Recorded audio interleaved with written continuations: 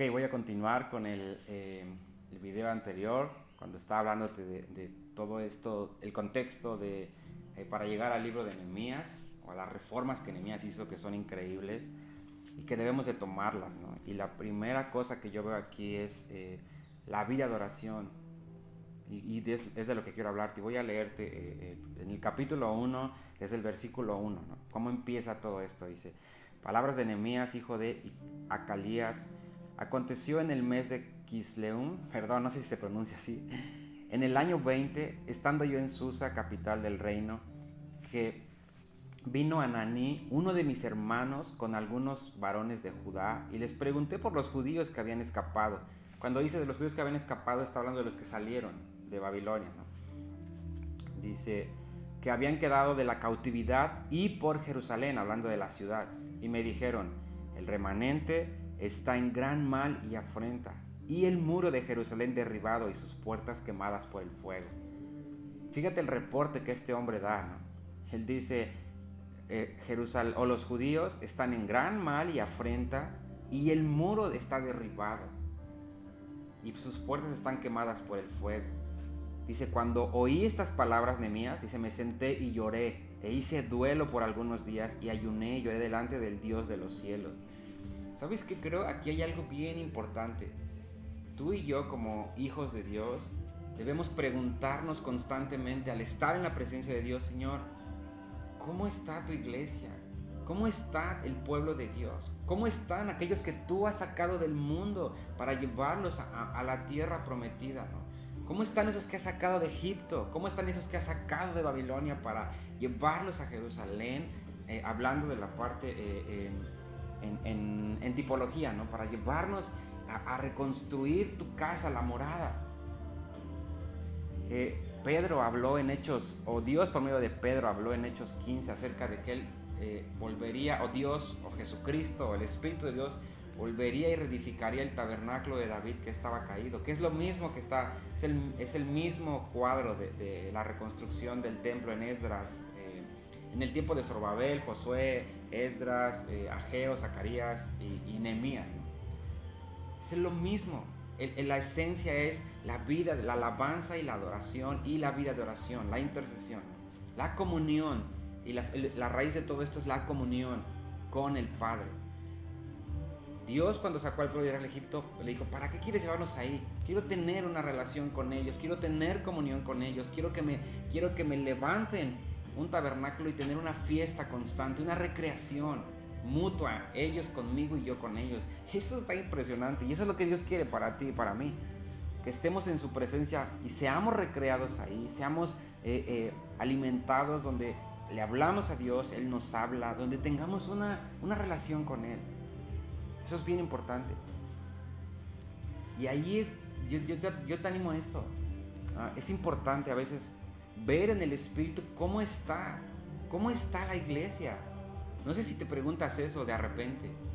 Y no estoy hablando esto como en un rollo de ver para juzgar, nada, estamos mal. Eso ha hecho tanto daño a la iglesia y tenemos que parar con eso de verdad. En dejar de ver todo lo mal que está la iglesia, todas las cosas que no se hacen, y empezar a ver la obra que Dios sí está haciendo. ¿Sabes que eso es parte de la estrategia del enemigo? El meterse y empezar a abrir nuestros ojos para ver solamente las cosas malas. Eso está muy tremendo. Yo veo que eso es un daño que se ha hecho mucho mal a la iglesia. Muchísimo mal ha hecho a la iglesia. De hecho, lo ha hecho siempre en el pueblo de Dios, pero ahora en la iglesia lo sigue haciendo. El solamente enfocarnos en lo mal que se está haciendo y no en la obra que Dios sí está haciendo, porque Dios, Jesucristo, cuando estuvo en la tierra, dijo, voy a edificar a mi iglesia. Y Él no es hombre para que mienta, ni hijo de hombre para que se arrepienta de lo que Él ya dijo que va a hacer. Si Él lo dijo, lo va a hacer. Y tú y yo estamos para creer lo que Jesús dijo que va a hacer, no para creer lo que Satanás quiere que nosotros creamos al mostrarnos todo lo mal que están las personas o los hermanos. Créeme que Dios está cambiando eso en mi vida. Y gracias a Dios por eso, porque eso es su paciencia y es su misericordia. Entonces, quiero animarte a eso. Fíjate, aquí Nehemías no dijo, por su culpa, nada, pues es que son unos rancios, no hacen caso, como a veces decimos nosotros, ¿no? Normalmente. Pero eso está cambiando. Dios está cambiando eso y gracias a Dios por eso. Entonces, Nehemías dice que se sentó, lloró y hizo duelo por algunos días. Fíjate la actitud de este hombre. Y es la actitud a la que yo quiero animarte a que tengamos en este tiempo que estamos viviendo. La iglesia está pasando por muchas situaciones difíciles de verdad. Pero es parte de lo que está escrito en la palabra. Es como Dios está purificando a su iglesia por medio de muchas situaciones que están viniendo. Aquí era parte de la labor que Dios dijo que iba, o de lo que Dios había dicho que iba a pasar. Pero también Dios ya tenía preparado un hombre llamado Nehemías para poder otra vez redireccionar y poder volver a ponerle sentido a la vida o a los israelitas, ¿no? En cuanto al propósito de Dios. Entonces Nehemías llora, ayunó, tuvo ahí un duelo, oró delante de Dios. Fíjate, versículo 5. Y dije, te ruego, Jehová, Dios de los cielos, fuerte, grande y temible, que guarda el pacto y la misericordia a los que le aman y guardan sus mandamientos. Esté ahora tu oído abierto, esté atento tu oído, y abiertos tus ojos para oír la oración de tu siervo, que hago ahora delante de ti día y noche, por los hijos de Israel, tus siervos, y confieso los pecados de los hijos de Israel que hemos cometido contra ti. Fíjate, él no dice, él ni estaba en Jerusalén, ¿estás de acuerdo? Y él dice, por los pecados que hemos cometido. Obviamente él era un judío. Pero esta actitud es cuánto necesitamos aprender de esto, hermano. Es la actitud que tuvo Daniel, es la actitud que tuvo el Señor Jesucristo, es la actitud que tuvo Moisés. Todos los hombres en la Escritura tuvieron esta actitud de ver al pueblo como ellos siendo parte del mismo, ¿no? Amando, sabiendo o entendiendo que somos un cuerpo. Que no se trata de cuánto yo puedo crecer y pues ni modo, los demás, ahí sálvese quien pueda. Creo que eso Dios está cambiando eso y yo quiero animarte a que también empecemos a que nuestra mente sea transformada en ese sentido. Tenemos que empezar a ver por los demás. Y cuando vemos que un hermano no está bien, entonces yo no estoy bien. Hasta que él esté bien, entonces yo estoy bien porque él es parte de mi cuerpo. Y esto es duro porque no es algo que practicamos, pero tenemos que empezar a hacerlo.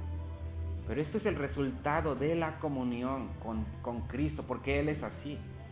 Entonces este hombre, Nehemías, tenía una comunión con Dios, por eso es que él toma la carga y lo transforma en un clamor, en una intercesión, en una oración delante de Dios por su pueblo, por él. Y Dios trajo un despertar increíble por medio de esta oración, de este hombre. Fíjate, dice, en extremo nos hemos corrompido contra ti y no hemos guardado los mandamientos, estatutos y preceptos que diste a tu siervo Moisés.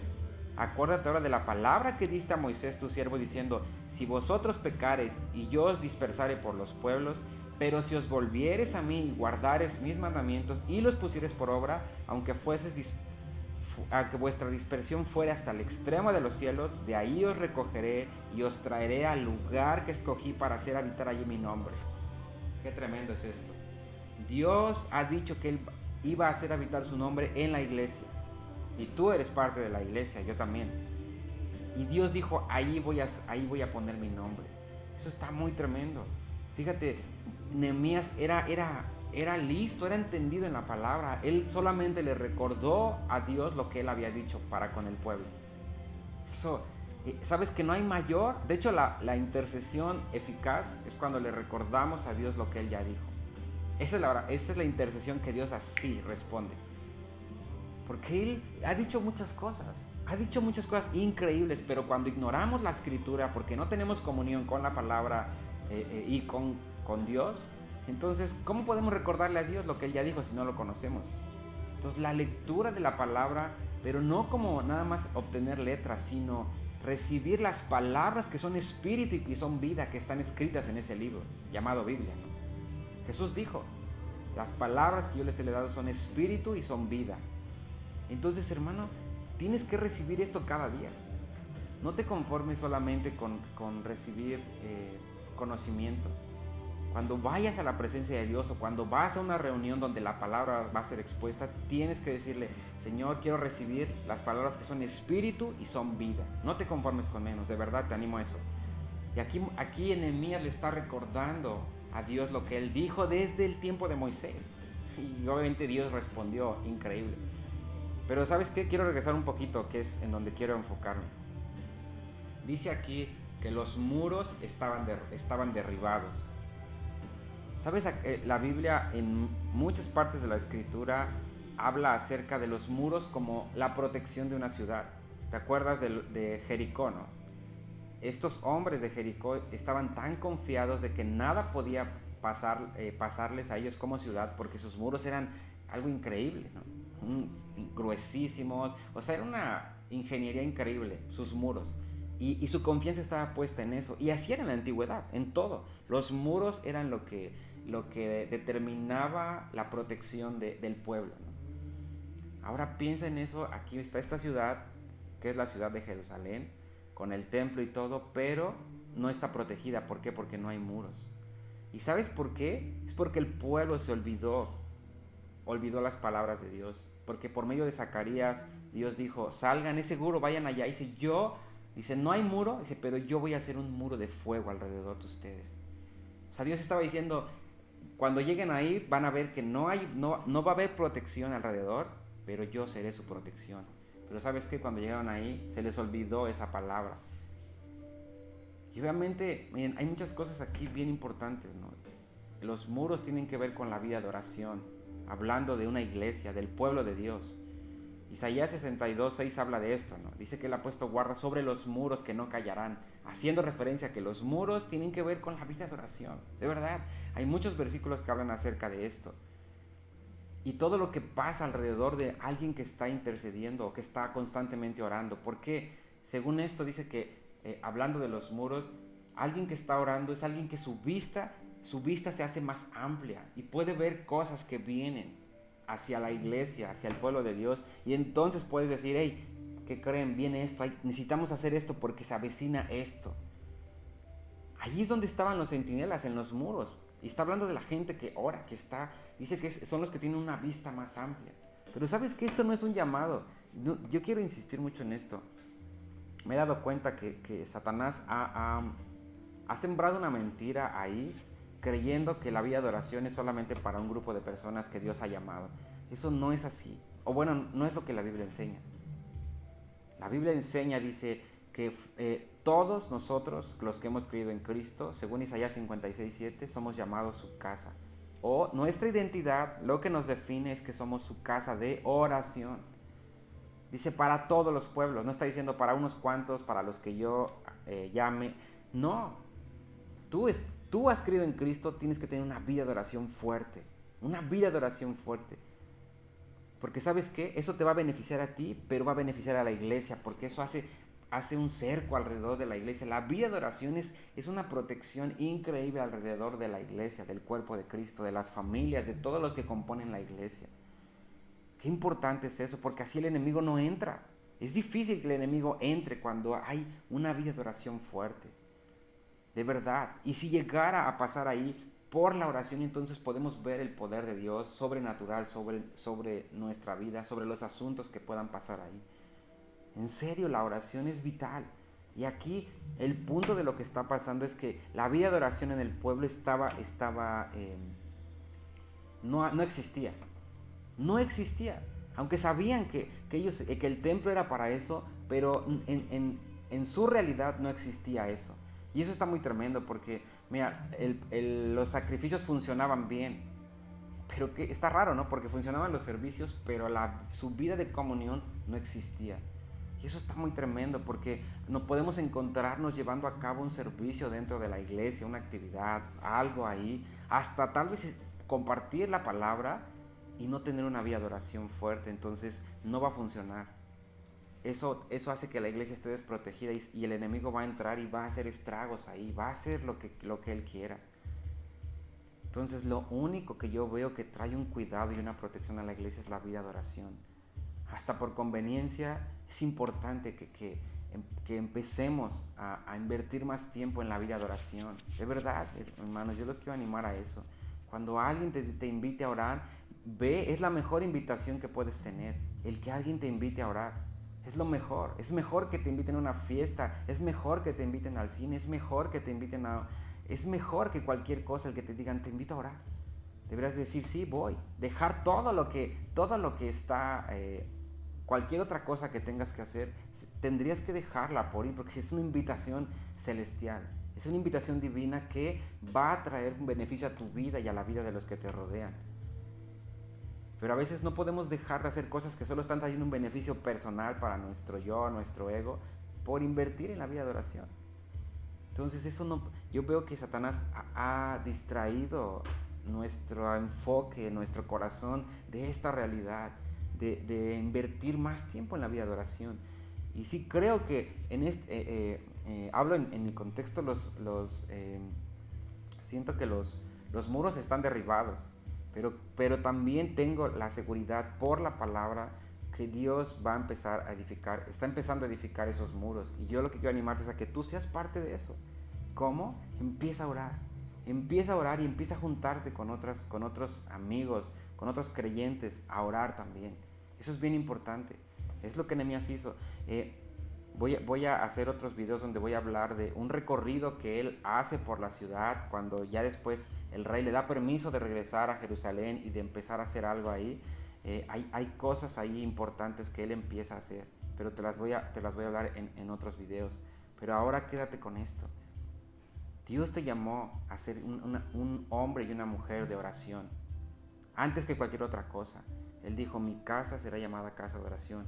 Y Hebreos en el capítulo 3 dice, la cual casa somos vosotros. Son ustedes los que han creído. Menciona ahí la fe que está hablando del que hemos creído en Cristo. Entonces, si tú has creído en Cristo verdaderamente, lo que define tu vida tiene que ser que eres alguien que ora.